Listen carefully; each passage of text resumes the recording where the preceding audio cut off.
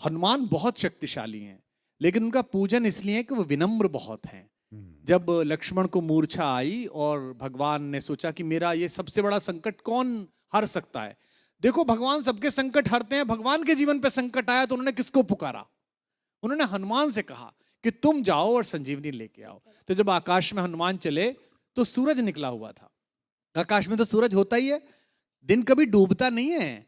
हमारी माँ पृथ्वी हमें गोदी में लेकर हमारे पिता सूरज की ओर से पीठ कर लेती है। माँ को दोष दे नहीं सकते तो पिता को दोष देते हैं कि दिन डूब गया है। दिन कभी डूबता नहीं है, दिन तो निकला रहता है।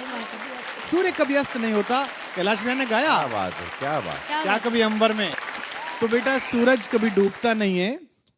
तो सूरज आकाश में मिला, और अगर सूरज इधर निकल जाता जहां लक्ष्मण लेटे हुए थे तो भगवान के जीवन का सबसे बड़ा संकट आ जाता।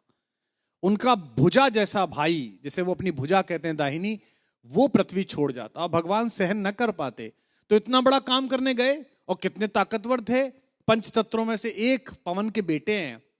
सूरज से मिले तो उन्होंने कितनी विनम्रता से बात की। रवि भाई सूरज से बोले, हे सूरज इतना याद रहे संकट एक सूरज वंश पे है।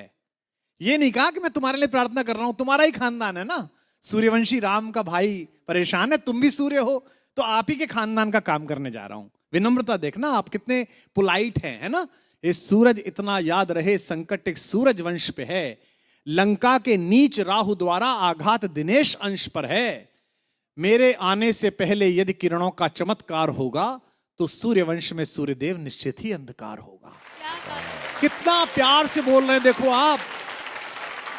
इसलिए छिपे रहना भगवान। जिसने राम के अलावा किसी को भगवान नहीं माना वो हनुमान सूर्य से कह रहे हैं, इसलिए छिपे रहना भगवान, जब तक न जड़ी पहुंचा दूं मैं, बस तभी प्रकट होना भगवान, जब संकट निशा मिटा दूं मैं। आशा है स्वल्प प्रार्थना, ये जरा सी प्रार्थना सच्चे जी से स्वीकारोगे, आतुर की आर्त अवस्था को होकर करुणार्थ निहारोगे। 8 लाइन की विनती के बाद धीमे से अपना विजिटिंग कार्ड दिया सूरज को। शक्ति पाना, यश पाना, लेकिन विनम्र रहना।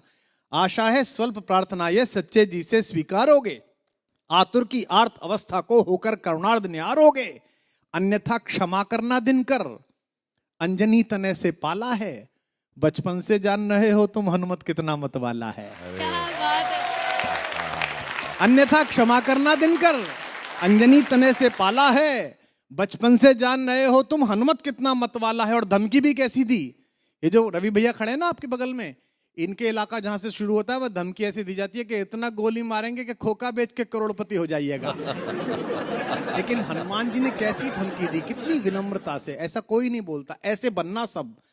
आशा है स्वल्प, अन्यथा क्षमा करना दिनकर, अंजनी तने से पाला है, बचपन से जान रहे हो तुम हनुमत कितना मतवाला है।